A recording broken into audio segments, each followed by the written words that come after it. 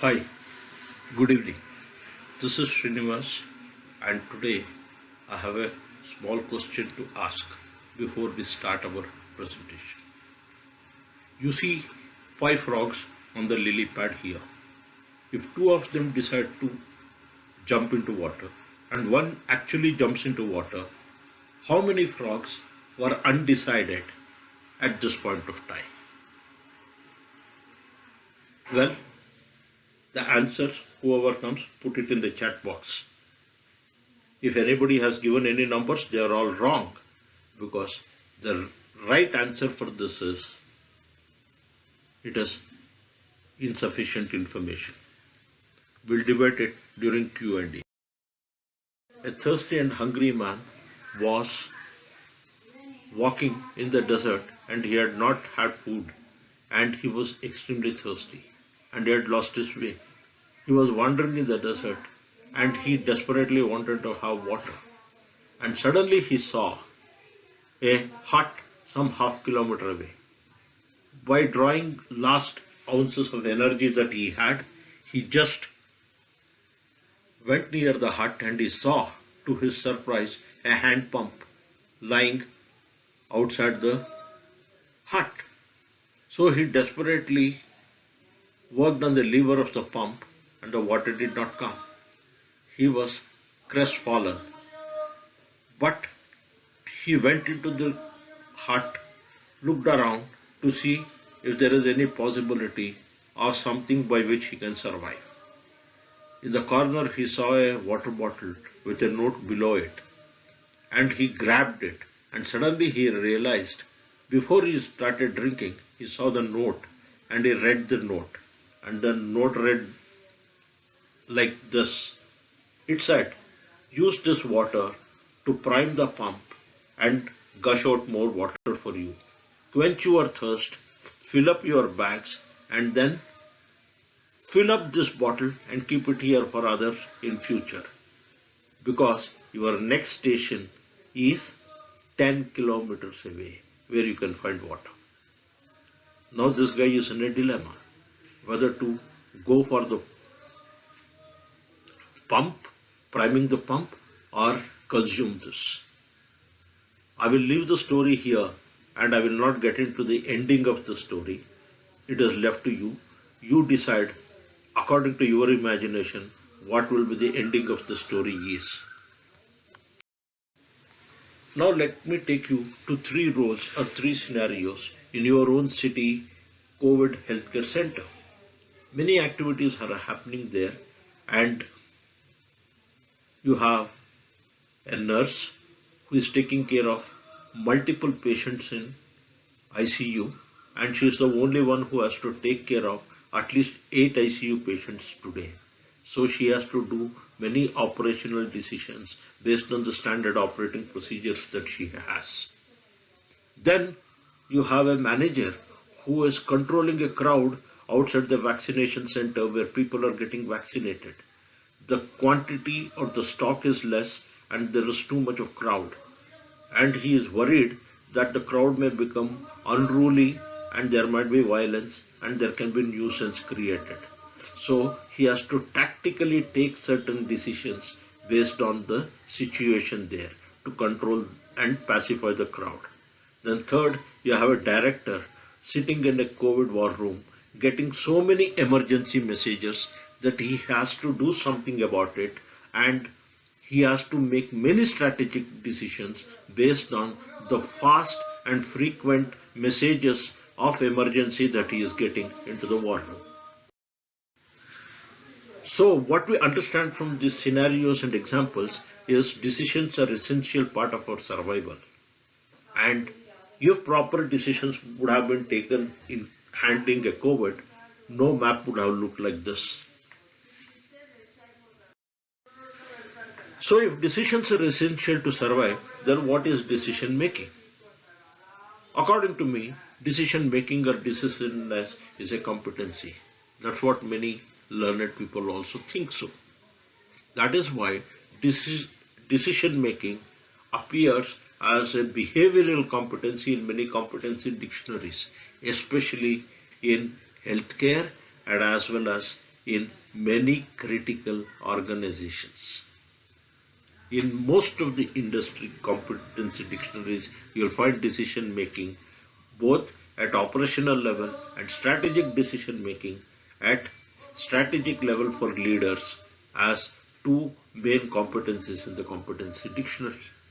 It is a set of skills, knowledge, and attitude that someone brings.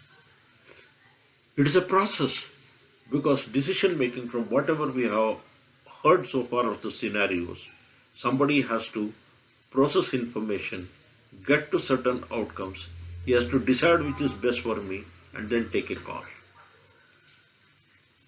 It is demonstrated in many roles to different degrees across industries, so it is repeatable as well.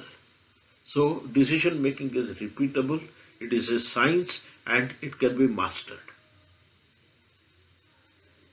And the person taking timely decisions is said to demonstrate a decisive trait.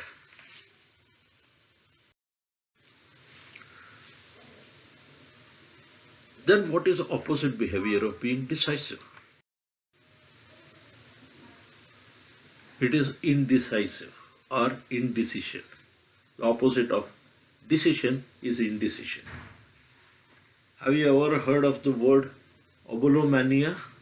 Mania means some kind of a what? Okay, Pythium. Right. Abulomania is what?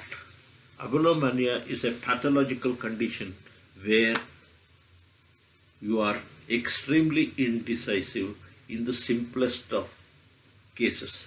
This happens to people whose prefrontal cortex has been damaged badly, or it is not responding properly because of illness or because of injury.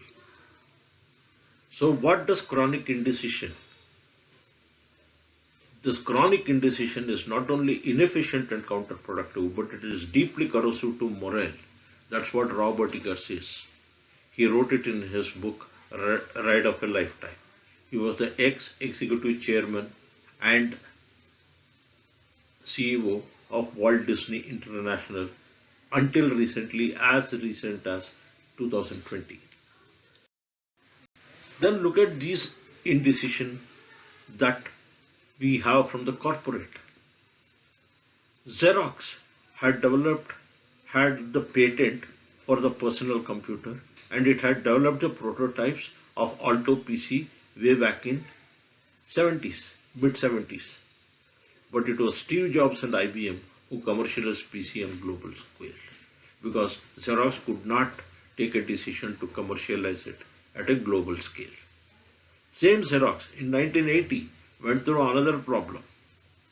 It asked McKinsey, the management consultants, to prepare a report on the market potential of mobile phones. So they came back and they said the market demand globally for mobile phones as on today is 900,000 units. So Xerox dropped the idea. So what happened next? Xerox lost out to Nokia and Motorola's of the world. This is the most recent incident which happened in India nearby, which we all can relate to, is the Afghan barge P305 sunk because of indecision of its captain. When it, with sufficient warnings, he took a risk, stayed back, and he put life of 261 people on at a risk, and 49 died, 181 rescued, 30 odd missing even to this day. The bodies are not found, and captain of the barge was arrested for criminal negligence. So what we have broadly seen is what happens if you are indecisive and what is decision making is all about. Now let us go deep dive into what kind of decisions we do in business, in a business context. When I talk about a business context, business is all about the business model. The business model has typically 9 elements to it, in which value proposition is to the center, key partners, key activities, key resources, and costs onto the left side, relationships, channels, customer segments, and revenues to the right side. For any healthcare, if we map a business model, some of these are the value propositions. Somebody tell me which is the, I have not ordered them in the priority. Can somebody tell me of these five, whatever I have put, which is the first value proposition for healthcare provider? It is proactive prevention, followed by lower hospital admissions, in-time emergency medicine, okay, better health outcomes and lower mortality rate. So when you have questions like what, when, where, how much, why, how, who, of any of the elements of the business model, 4 on the right and 4 to the left, that is when we say that there is a business challenge which need to be addressed, for which we need to take certain decisions and certain actions. So let's go back to decision making process within a business. It is basically what are the inputs that we are looking at. Preparing stage. It's a preparation stage. Okay. Basically, information gathering. Two things can happen. You might be certain about your inputs, or you can be totally confused about your inputs. Okay. Depending upon what kind of level you are operating, whether it is operational or strategic or tactical, your confusion and your certainty both will vary to a great extent. What are the activities or actions that convert inputs into output or outcome? That is basically timing of decisions, the uncertainty. Okay, sufficiency versus perfection. This is also another problem. Do I know enough? Is my expectation is a perfect decision? What do you mean by perfect decision? How many vendors do I evaluate before I selecting one? Everyone I keep looking at, so on. Think of somebody trying to get married and keep going and having chow baths in various houses when he goes to see the girl. It is never ending. What is the outcome? Implementation and assessment phase. How to stop regretting for what you decided. Means how solid was your decision making that you do not regret your decisions. Can anybody tell me in personal life what is the decision that we regret most? Because we do not know the outcome of our marriage. Normally, many husbands end up regretting their marriage. Sorry if I hurt anyone. Well, business actions are outcomes of decisions based on analysis of information. This is what we call informed decision making. Scott Adams, the creator of Dilbert character, has a beautiful saying. He writes, he has a principle called Dilbert principle. I don't know if any of you know, you Google it, you will get to know. He says, according to this, the most incompetent and morons in the organization should be promoted in the organization.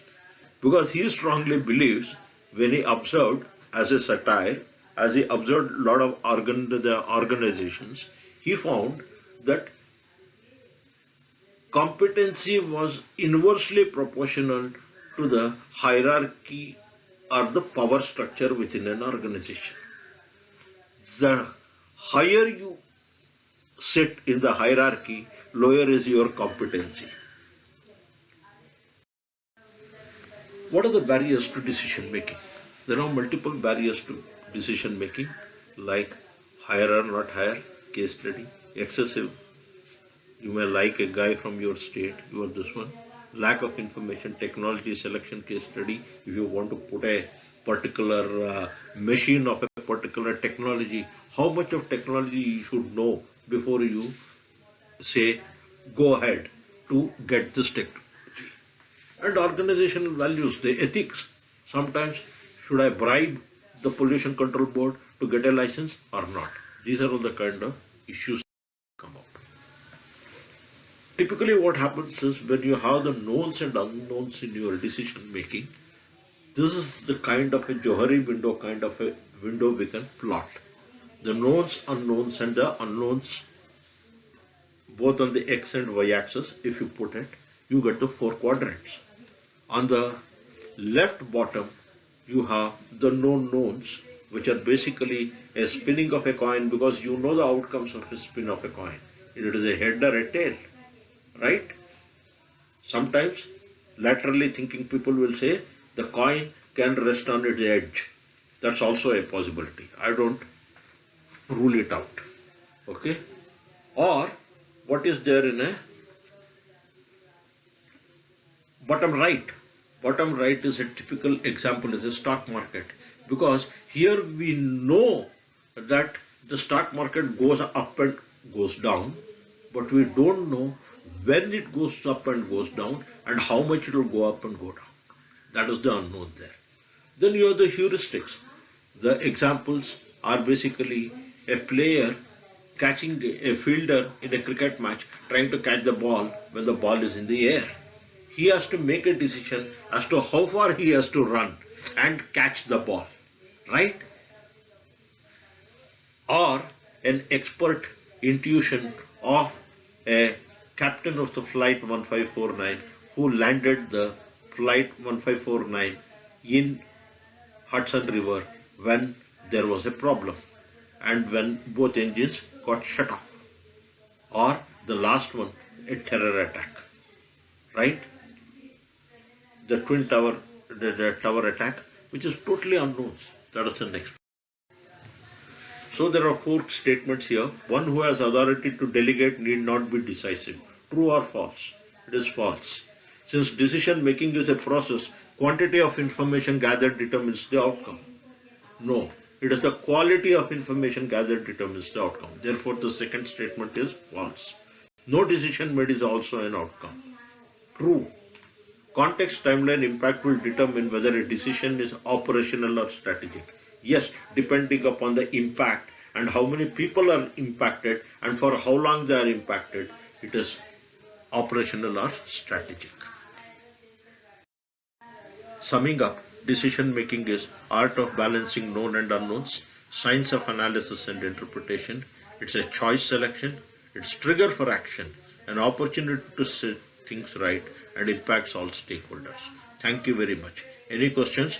I'm happy to take.